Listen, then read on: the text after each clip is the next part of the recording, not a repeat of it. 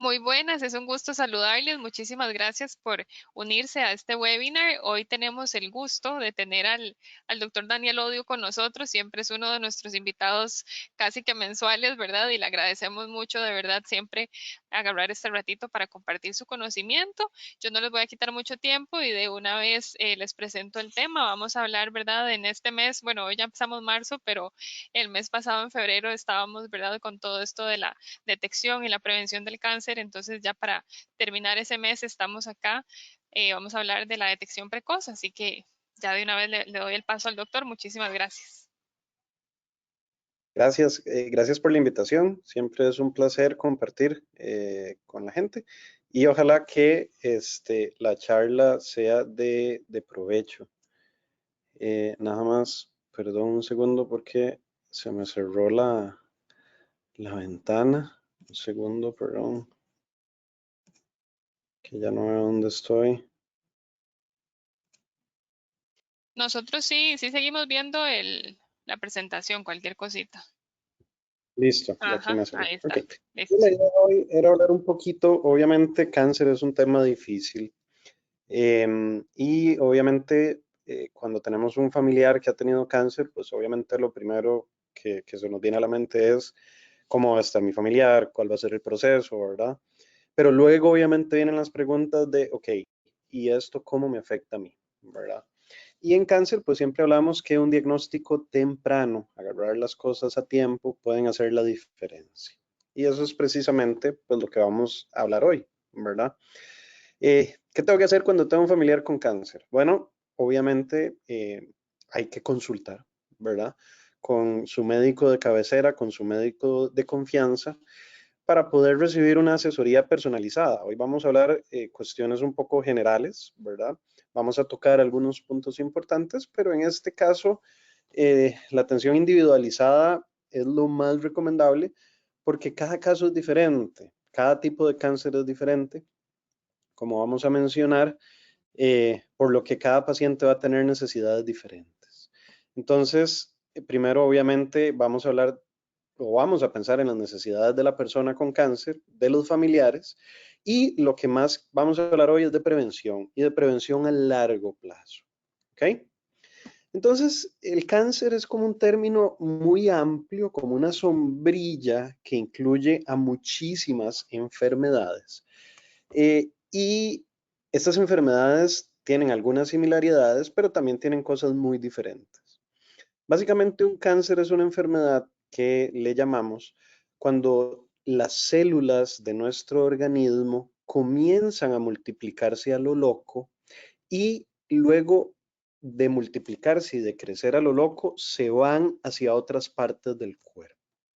Nuestro cuerpo tiene la capacidad de curarse, de regenerarse, etcétera. Por eso es que las células tienen estas características. Pero cuando ese crecimiento se sale de control y de repente empiezan a aparecer células que no deberían de estar en un lugar, no sé, células de pulmón que empiezan a aparecer en el hígado y empiezan a crecer a lo loco y hacen una pelota en el hígado, ahí es cuando ya hablamos de cáncer. Entonces, básicamente es un crecimiento que se salió de control y que se va hacia múltiples lugares del cuerpo. Eso es lo que tienen todos los cáncer en común. Algunos van a crecer más localmente, otros van a tender a irse y van a tender a irse dependiendo de si están cerca de órganos, a través de la sangre, a través del tejido linfático. Y ahí es donde vienen los problemas. ¿Ok? ¿Cuáles son entonces los tipos de cáncer más frecuentes que tenemos en nuestro país? Esta es información reciente de la caja, ¿verdad? Tiene un par de años. Vean que tanto en hombres como en mujeres, vamos a usar aquí esto. Eh, el cáncer de piel es el cáncer más frecuente, tanto en hombres como en mujeres.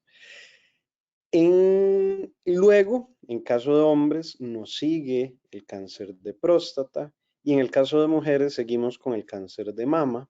¿Okay?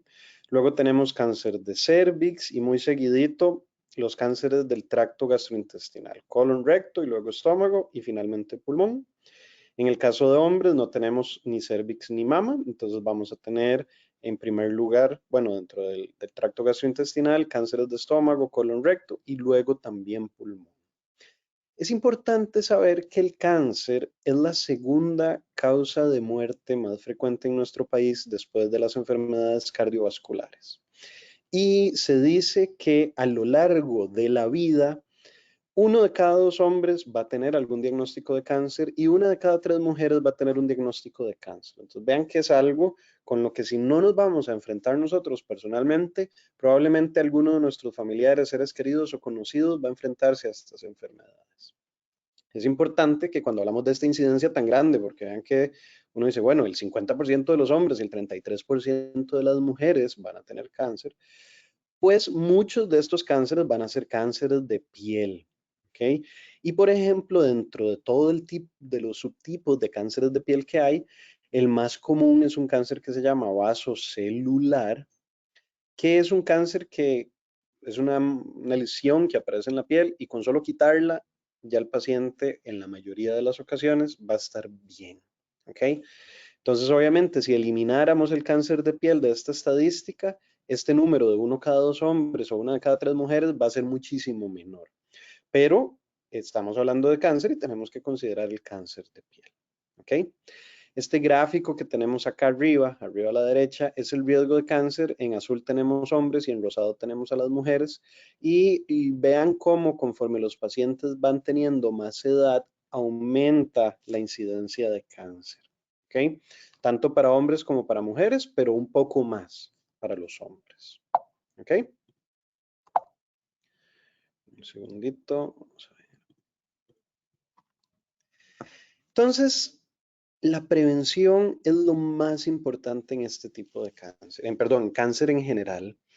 Pero ¿cuál es el problema que tiene la prevención? Yo siempre le digo a la gente, si fuera que yo me como una hamburguesa y al día siguiente me da un infarto, todo el mundo dejaría de comer hamburguesas. Si fuera que yo me tomo una cerveza y al día siguiente me da cirrosis, todo el mundo dejaría de tomar licor.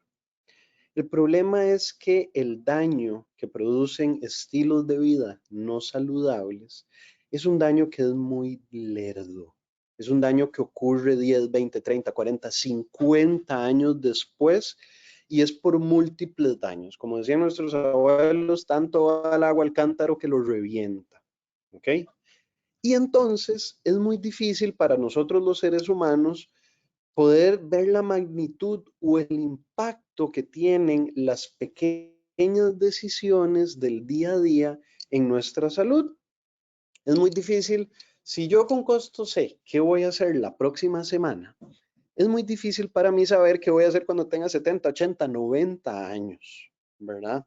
Y muchas veces la gente, pues entonces no relaciona su estilo de vida con las enfermedades a futuro. Y todo el mundo dice, de algo tiene que morirse uno. Estoy de acuerdo, todos nos vamos a morir de algo. El asunto es cómo nos vamos a morir, de qué nos vamos a morir y cómo vamos a llegar hasta el momento en el que nos muramos. ¿Cuál va a ser nuestro estado de salud? ¿Qué tan funcionales vamos a ser? Vamos a ser esos abuelitos enteros, funcionales, que se pueden tirar al piso a jugar con los nietos, llevarlos al parque, andarlos en los hombros, o vamos a ser esos abuelitos que vamos a necesitar oxígeno, estar en un bastón, o vamos a pertenecer a ese grupo de personas que ni siquiera logran llegar a los 60, 70 años porque fallecen de forma temprana debido muchas veces a enfermedades transmisibles. Entonces, cuando decimos de algo tiene que morirse uno para justificar el continuar con malos estilos de vida, realmente nos estamos haciendo una autozancadilla, nos estamos haciendo daño a nosotros mismos y muchas veces es porque no dimensionamos el impacto de esas pequeñas cosas del día a día, de levantarme, hacer ejercicio, comer saludable, dormir bien, manejar el estrés, dejar de fumar, dejar de tomar. ¿Ok? Algo muy importante y es algo a lo que nos enfrentamos muy frecuentemente es, como llaman los gringos, el snake oil, ¿verdad? El aceite de culebra. Ese es un término que se refiere a lo que aquí llamaríamos la pomada canaria. Hay gente que quiere la salida fácil. Hay diabéticos que lo que quieren escuchar de su médico es que con una pastilla se van a curar y van a poder seguir comiendo, fumando, tomando sin hacer ejercicio. Hay pacientes que después de un infarto pretenden que con las pastillas y con el stent van a poder seguir fumando, tomando licor y sin hacer ejercicio. ¿Ok? Y lamentablemente no existe la pomada canaria. Todas las intervenciones que nosotros hacemos en medicina van a depender en gran medida de que nuestro paciente se ponga las pilas y haga cambios en su estilo de vida. Y entonces ante la desesperación existen muchas personas inescrupulosas que les van a vender remedios mágicos. ¿Ok? Y se van a aprovechar de la frustración y de la desesperación. Porque si yo como médico o algún oncólogo le dice a un paciente, mira, tenés un cáncer, no hay mucho que podamos hacer, lamentablemente está muy avanzado, es un tipo de cáncer muy agresivo, lo que nos queda es darte manejo paliativo. Y de repente aparece alguien que le dice, no, con esta pastillita, con este extracto de hierbas, yo te voy a curar, pero tenés que pagarme toda esta plata. O la gente en desesperación busca una solución fácil. Y no hay soluciones fáciles. ¿Qué en esta vida es fácil? Nada en esta vida es fácil, nada en esta vida es gratis, nada en esta vida es sencillo. Y la salud es una de esas cosas. Entonces, no se dejen embarcar por personas inescrupulosas que les venden remedios fantásticos. Cuando ustedes escuchen a alguien en tele, en internet, en Facebook, que con una pastilla cura más de 2 enfermedades, no le hagan caso. O sea, esa persona inmediatamente los está engañando. No existe nada que cure la diabetes, la hipertensión, la dislipidemia, la obesidad. No existen remedios mágicos para el colesterol, para los dolores de cabeza, para la inflamación. Toda esta gente que anda ofreciendo, no sé, que hay que el cáncer se relaciona con la acidez de las células, entonces que hay que tomar bicarbonato o medicamentos para disminuir la acidez, eso no tiene ningún sentido desde el punto de vista médico, ¿verdad? Incluso puede ponerlos en peligro. He tenido pacientes que tienen un buen pronóstico y han dejado de lado medicinas que tienen evidencia científica que funcionan y vuelven a los años o a los meses para lamentarse porque a veces ya pasó el tiempo, la ventana en la que podíamos hacer algo. Entonces, esto es un llamado de atención para que no dejemos que personas inescrupulosas jueguen con nuestra salud. Y para recordarles que no hay un remedio mágico. A mí me encantaría poder decir, mira, con esta pastilla se te va a quitar la diabetes y vas a poder seguir comiendo en McDonald's todos los días de la vida. Es mentira, no es real. Y lo mismo pasa con las enfermedades oncológicas. Vean, hablando entonces de prevención, tal vez una de las cosas que más relacionamos con cáncer es el tabaco. Entonces, estos son gráficos que relacionan el riesgo a lo largo de la vida de tener cáncer en personas que fuman, que dejaron de fumar y que nunca han fumado. Entonces, vean cómo las barras, en el caso de los hombres, las azules más claros, y en el caso de las mujeres, las rosadas más claras, son más altas. O sea, el riesgo de tener cáncer si yo fumo, tanto si soy hombre como si soy mujer, es más alto, solo por fumar. Si yo dejo de fumar, baja, pero nunca va a ser el riesgo de una persona que nunca ha fumado. Y entonces, si vamos a hablar de cáncer, necesariamente tenemos que hablar de tabaco, que es uno de los principales factores de riesgo. Porque 1 de cada 3 de los cánceres más comunes se pueden prevenir. ¿Y cómo prevenirlos? Comiendo bien, moviéndose, manteniendo un peso saludable. Y es que la obesidad es el segundo factor de riesgo más importante para el cáncer. Vivimos en tiempos muy complejos, donde lamentablemente se vuelve difícil hablar de algunas enfermedades y donde lamentablemente en la cultura popular se han confundido algunas cosas. La obesidad es una enfermedad, ¿ok? Lamentablemente está relacionada con muchísimos estigmas sociales. Vivimos en una sociedad sumamente materialista, sumamente superficial, donde por algún motivo se ha asociado belleza con ser delgado. Y eso ha llevado a que las personas con sobrepeso y obesidad sufran mucho, sufran de personas que le echan la culpa de toda la obesidad, de médicos que no les ponen atención, de problemas. Y muchas veces se quiere ver a las personas con sobrepeso y obesidad como vagabundos, como es que lo que no quiere es dejar de comer. Y hay mucha gente con sobrepeso y obesidad que el problema que tienen no es de alimentación, son problemas metabólicos. Es una enfermedad que es sumamente compleja en su abordaje, pero es una enfermedad. Y es una enfermedad que se relaciona con un montón de enfermedades. Dentro de ellas, el cáncer, ¿verdad? Entonces, obviamente, mantener una vida activa, comer saludable, no tomar licor, van a tener un impacto no solo en el cáncer, sino en el sobrepeso y en la obesidad, así como el dejar de fumar, que también es uno de los principales factores de riesgo para cáncer, como ya les mencionaba. Entonces, 1 de cada 3 cánceres o 4 de cada 10 cánceres se podría prevenir. Y vean que las dos cosas más importantes van a ser no fumar y mantener un peso saludable para mi edad, para mi género, para mi talla. ¿Ok? ¿Qué otras cosas yo puedo hacer para prevenir el cáncer? Evitar la exposición solar, sobre todo en gente joven, menores de 35. Eso de agarrar y tirarse al sol para broncearse, sabemos que es peligroso, ¿verdad?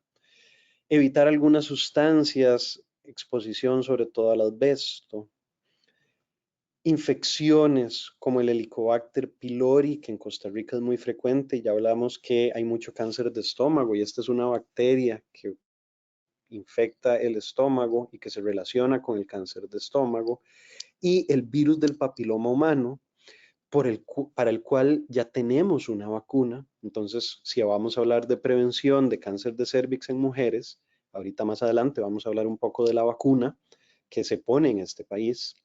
Tomar licor.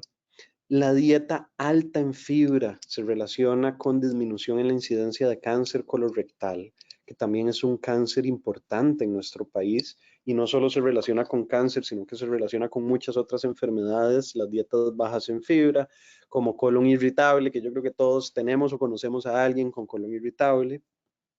La radiación innecesaria, rayos X, tags de forma innecesaria, cada rato nos pueden poner en riesgo. Entonces muchas veces hay pacientes que dicen, no, es que este doctor no me quiere mandar el tag.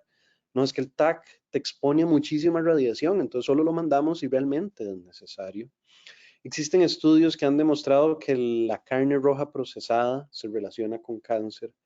Las personas que vivimos en la ciudad, que estamos expuestas a el humo de carros, a la contaminación, eso se relaciona con cáncer. La lactancia materna, ¿verdad? Ha demostrado disminuir los riesgos de cáncer. Entonces vean cómo desde que uno está recién nacido, lo que nuestros papás hacen por nosotros e incluso lo que ocurre cuando estamos en el útero de nuestras mamás se relaciona con nuestra salud a largo plazo y la actividad física. El sobrepeso y obesidad, perdón que insista tanto, pero se relaciona con muchísimos tipos de cáncer, ¿verdad? Sobre todo cáncer de tracto gastrointestinal, cáncer renal, cáncer de colon, ¿verdad? Cáncer de útero. Y lo más triste es que muchísimas personas no relacionan la obesidad y el sobrepeso con un factor de riesgo de cáncer. No se dan cuenta que es muy peligroso, no solo para infartos, derrames, presión alta, azúcar, sino que también a largo plazo sabemos que la obesidad y el sobrepeso pueden llegar a ser causantes de cáncer. ¿Ok? Si vamos a hablar de prevención, tenemos que hablar de genética también. Entonces, esto es como un súper resumen de cómo funciona la genética en nuestro cuerpo. Nuestra célula, ¿verdad? Que espero que todos estemos relacionados con el concepto de que es una célula, pero básicamente la célula son como los ladrillos, como los bloques básicos en los que está organizado nuestro cuerpo. Adentro de nuestras células, que nosotros tenemos muchísimas células, millones de células, tenemos el núcleo. Adentro de ese núcleo está nuestro ADN, nuestro material genético. Este material genético es el que produce, el que tiene los genes, y los genes son los que básicamente definen todo lo que nosotros somos como seres humanos. ¿Ok? Entonces, adentro del ADN, perdón, adentro del núcleo, nosotros tenemos el ADN. Y ese ADN son como los planos de construcción de nuestras células. Ese ADN nunca sale del núcleo. ¿Ok? Sino que cuando la célula o cuando el cuerpo necesita algún gen para producir alguna proteína, para producir algo en el cuerpo, lo que hace es que saca una fotocopia de este plano que está dentro Y esta fotocopia sí puede salir de la célula, ¿ok? Y se va a un lugar que se llama retículo endoplasmático. Y con esta fotocopia, el retículo endoplasmático va a producir, es como una fábrica, y entonces ya ahí llegó la fotocopia del plano y entonces ya se puede producir lo que sea que haya que producir, proteínas, instrucciones para construir nuestro cuerpo, ¿ok? Que por cierto, así es como funciona la vacuna del COVID. La vacuna del COVID lo que inyecta es un ARN mensajero, que es esa fotocopia que sale del núcleo y viaja al retículo endoplasmático, se llama ARN mensajero, y entonces básicamente le estamos diciendo al cuerpo, le estamos dando fotocopias para que produzca anticuerpos contra el virus del COVID, ¿ok? Entonces nos estamos brincando este paso de sacar la fotocopia, sino que estamos metiéndonos con fotocopias. Entonces, esa fotocopia no entra nunca al núcleo, no entra a nuestro ADN. Entonces, no tiene ningún sentido las personas que dicen que la vacuna manipula el ADN nuestro. No, no lo manipula. ¿Ok?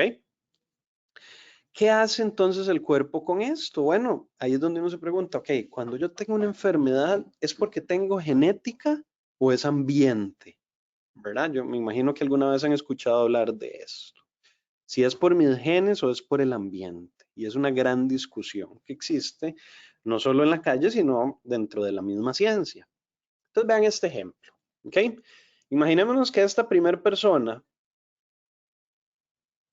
tiene los genes que se encargan de procesar las grasas, los tiene normales, ¿ok? Entonces digamos que ese gen para procesar las grasas es como si tuviéramos esta máquina para arar el campo. ¿Ok? Entonces, esta persona que es saludable, su cuerpo tiene la capacidad de comerse 2 hamburguesas, pero como tiene esta buena máquina que puede procesar las grasas, esta persona no va a tener mayores problemas. ¿Ok? Entonces a veces uno dice, puña, ¿cómo es que esa persona que come tan mal está toda flaca y todo? Bueno, mucho de eso tiene que ver con los genes, con el metabolismo de esa persona, y el metabolismo tiene que ver con la genética. Pero vean cómo influye el ambiente. Imaginémonos que tenemos estas 2 personas y son gemelos, ¿ok? Y estos 2 gemelos, los dos tienen el gen que debería de producir esta máquina potente para arar el campo, que realmente en nuestra analogía, en nuestra metáfora, lo que hace es procesar las grasas. Imaginémonos que en vez de esta máquina lo que tiene es un arado para andar ahí con bueyes, ¿verdad? Obviamente, esta persona de arriba tiene más capacidad de procesar las grasas y en cambio estos 2 gemelos tienen una capacidad muy limitada para procesar las grasas. Ok, entonces vean lo importante del ambiente. Imaginémonos que estos 2 gemelos los separamos al nacer, los dimos en adopción y a uno lo mandamos a donde una familia donde comen súper saludable. Vean qué ensalada más rica. ¿Ok? Y entonces este gemelo, a pesar de que no tiene los genes adecuados para poder procesar bien las grasas, como nunca comió grasas en exceso, nunca padeció del corazón, nunca padeció del colesterol, nunca tuvo un infarto y vivió hasta los 80 años, a pesar de tener un problema genético. ¿Por qué? Porque el ambiente al que este paciente se expuso no era un ambiente que le iba a perjudicar a sus genes. Era justo lo que él necesitaba. Pero el otro gemelo lo mandamos a vivir con una familia que comía súper mal. Todos los días pedían en Uber Eats, McDonald's, etc.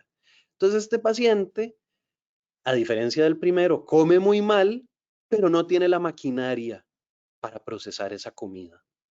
Este paciente, ¡pum!, un infarto a los 60 años, a diferencia de su hermano gemelo que vivió hasta los 110 años sin ningún problema. Entonces vean la relación entre la genética y el ambiente y cómo yo aún teniendo genes malos o defectuosos, no necesariamente voy a tener una enfermedad.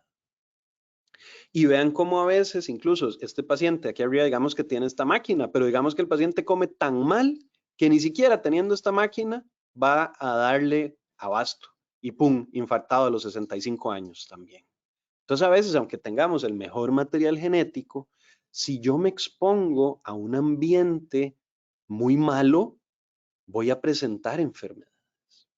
Pero la cosa se complica un poco más. Porque los genes, veámonos aquí a la derecha, estos son genes y es como se relacionan entre ellos. Entonces antes pensábamos que era como un gen, una proteína, una enfermedad.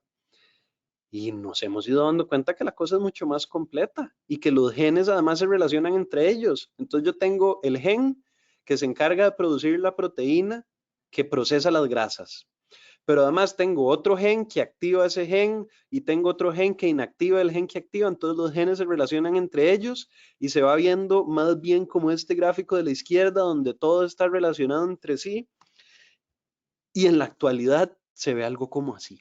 Y entonces vean qué complejo que es, porque no solo hay un montón de interacciones entre los mismos genes, sino que estas interacciones también van a depender del ambiente, porque el mismo ambiente puede hacer que un gen se active, se inactive, que se active el gen que inactiva, el que activa y desactiva. Me explico, es algo que no acaba. Imagínense que nosotros los seres humanos tenemos entre 25.000 y 50.000 pares de genes y muchos se relacionan entre ellos. Entonces es muchísimo más complejo y por eso es que a veces me acuerdo cuando se había decodificado el genoma humano, que salían las noticias que en cuestión de 10 años llegamos a tener terapia genética y todavía estamos apenas en pañales. Y es porque esto es así de complejo. Y entonces, volviendo a la pregunta de si es genética o es ambiente, realmente la pregunta está mal hecha, porque no es ni una ni la otra, son ambas. Es la interacción entre nuestros genes y el ambiente. Entonces, muchas veces hay exámenes que podemos hacer ya de testeo genético donde podemos detectar algunos riesgos de tener cáncer. Pero no hay que dejar de lado que esos riesgos van relacionados con nuestro ambiente. Y que, por ejemplo, si yo no tengo ningún gen alterado que se relacione con cáncer, pero fumo, tomo, tengo sobrepeso, no hago nada para cuidarme, probablemente voy a llegar a desarrollar un cáncer. Entonces, esta interacción entre genética y ambiente es sumamente importante. ¿Cuáles son síntomas entonces de que ya yo tengo cáncer? Síntomas iniciales. Obviamente va a depender de cuál es la enfermedad, ¿verdad? De cuál es el cáncer. Pero en general de las cosas más importantes van a ser la pérdida de peso, fiebre, sobre todo en las noches que no tiene explicación, estar muy cansado, tener dolores, tener cambios raros en la piel, tener problemas para defecar, ¿verdad? Que de repente estoy muy estreñido o de repente el grosor de mis heces está más pequeño o me arde al orinar o tengo una herida que tiene meses sin cicatrizarme o estoy teniendo sangrados. De repente tengo pelotas en algunas partes del cuerpo o tengo una tos de varios meses que no se quita o estoy con problemas para tragar y mil síntomas más. Obviamente no quiere decir que si yo tengo estos síntomas tengo cáncer. No quiero que todos los que están cansados y que tienen dolor de espalda salgan corriendo al médico, ¿verdad? Pero sí, algunos de estos son de alarma y deberíamos de consultar y por eso es que es tan importante los chequeos anuales con su médico de cabecera o con su médico de confianza. Y entonces ya para ir terminando, pues obviamente tenemos muchísimos tipos de cáncer y muchas cosas que podemos hacer para tamizar. Entonces, tamizar es una detección temprana. Si hablamos de cáncer de mama, actualmente la mayoría de sociedades recomiendan que las mujeres entre 50 y 74 años se hagan una mamografía cada 2 años. Mujeres menores de 50 años con riesgo aumentado de cáncer de mama pueden hacerse estudios antes de esa edad, usualmente va a ser con un ultrasonido. El famosísimo BRCA, el BRCA, que es un gen que se relaciona no solo con cáncer de mama, sino también ovario y cáncer peritoneal, ¿verdad? Usualmente son mujeres que tienen alguno de estos cánceres de forma muy temprana, mujeres jóvenes. Entonces muchas mujeres a veces nos consultan y dicen, mira, mi hermana y mi tía, las dos les dio cáncer de mama antes de los 40, 50 años. Entonces son pacientes que la recomendación es que consulten primero con su médico de confianza para ver si es necesario medir este gen Y en caso de que el gen saliera alterado, pues hay algunas cosas que se pueden hacer. Hay algunos medicamentos que se pueden usar y existen algunas cirugías. Hay personas, me imagino que todos han oído hablar de Angelina Jolie, que se cortó los pechos. No quiere decir que todas las mujeres que tengan estos genes tienen que ser sometidas a una mastectomía, pero si en su familia hay tipos de cáncer de mama, sobre todo temprano, o si tienen cualquier tipo de cáncer en gente joven, sí vale la pena consultar. En el caso del cáncer de cervix, ¿verdad? Actualmente contamos con las vacunas del papiloma humano, ¿ok? Y la idea es que las mujeres y los hombres se vacunen antes de iniciar relaciones sexuales, porque el virus de papiloma es un virus que casi que todos vamos a tener eventualmente. Se supone que a los 50 años, 8 de cada 10 personas tienen este virus. Entonces la idea, y este virus se transmite sexualmente. Entonces la idea es vacunarse antes de tener relaciones para evitar que a uno se le pegue el virus, para disminuir. Y ya sabemos que la vacuna disminuye la incidencia de cáncer de cervix. Aparte de eso están los programas de tamizaje. Yo creo que todos han oído hablar del Papa Nicolau, del PAP, ¿verdad? Que es una muestra de las células epiteliales del cuello uterino y debería de realizarse en todas las mujeres a partir de los 21 años de edad y hasta los 65 o 70 años de edad. Cada cuánto se hace el Papa Nicolau va a depender de cómo estuvieron los estudios pasados. Entonces, esto es algo que es importante valorar eh, con, eh, con su médico de confianza. El cáncer de colon y recto, que tiene una incidencia muy alta en Costa Rica, se recomienda que a partir de los 45 años y hasta los 75, las personas se realicen un guayaco. Un guayaco es un examen de heces para buscar sangre oculta en heces todos los años. Y cada 5 años, ojalá una colonoscopía. Si la colonoscopía está normal, entonces uno una vez al año hace el examen de heces y si sale normal, tranquilos. El tamizaje del cáncer de pulmón, sobre todo se recomienda en personas que han fumado y son personas que han fumado más de un paquete al día durante los últimos 15 años y se realiza una radiografía de tórax. Y en algunos casos se recomienda otros exámenes como broncoscopía o incluso TAC, ¿verdad? El cáncer de próstata, el tamizaje que se realiza con el antígeno prostático y algunos estudios hablan de la importancia del examen rectal. Algunos dicen que es más importante si es hecho por un urólogo o con alguien con entrenamiento, ¿verdad? Entonces, algo que actualmente está en discusión, pero como mínimo el antígeno prostático una vez al año, desde los 50 años hasta los 70 años en hombres. Antes sí existe historia familiar. Y el cáncer de piel, en realidad, personas sobre todo con fototipo 1 o 2, personas que son blancas, ¿verdad? Esas personas que se ponen al sol y se ponen rojititicas, tienen que cuidarse muchísimo del sol, no exponerse a las horas más peligrosas y ante cualquier nueva lesión, consultar con su médico y por lo menos acudir al chequeo anual y realizar una valoración del cuerpo general, porque a veces aparecen en la espalda, en las plantas de los pies, en lugares donde nosotros no nos llegamos a ver y pues si nadie nos revisa, no nos vamos a dar cuenta que tenemos. Entonces es como un repaso muy somero, muy superficial, porque cada caso es individual. Mi recomendación número uno, aparte de un estilo de vida saludable, dejar de fumar, controlar el peso, moverse, hacer ejercicio, es que aquellas personas que tienen una historia de familiares, sobre todo de primer, segundo grado de cáncer y sobre todo gente que ha tenido cáncer joven, que consulten, que se acerquen a su médico de cabecera, a su médico de confianza para recibir una asesoría más personalizada y pues ojalá lograr prevenir ese gran número, vean, es casi que un 33% de los cánceres que podríamos prevenir, que no es un número pues para nada despreciable. Esa era la información que les traía hoy en la tarde, perdón. Espero que haya sido de provecho. Muchísimas gracias, doctor. De verdad que sí, uno, ¿verdad? Se asusta mucho porque cada vez se escucha más y más casos de gente más cercana que ha tenido cáncer, que bueno, que gracias a Dios han recuperado, que lo han encontrado a tiempo, pero es una preocupación palpable y casi que diaria, ¿verdad? Últimamente. Entonces, de verdad que con con su explicación uno se va como más tranquilo y sabiendo que obviamente uno tiene mucha responsabilidad, ¿verdad? No es como que el cáncer salió, de ahí sí salió por un montón de razones, ¿verdad? Entonces, de verdad que quedó muy clarito.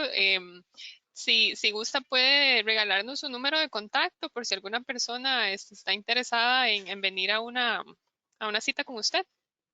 Claro, con muchísimo gusto. Pueden sacar cita al call center de la clínica al 2522-1000 o mi teléfono es 8819-5274. Quedo a las órdenes. Perfecto, doctor. De verdad, muchísimas gracias como siempre por su ratito. Sabemos que la agenda casi siempre está muy apretada, pero de verdad muchas gracias por, por compartir con nosotros. Y muchas gracias a todos los que se conectaron y los que nos acompañaron. Recordarles también que siempre los webinars los subimos al canal de YouTube, entonces para que ustedes puedan ahí repasarlos, compartirlos con alguna otra persona que, como vimos, ¿verdad? Tal vez no tiene muy buenos hábitos y entonces tal vez es hora, ¿verdad?, de que le llegue esta información. Así que muchas gracias, doctor. Mucho gusto. Hasta luego. Buenas Hasta tardes. luego.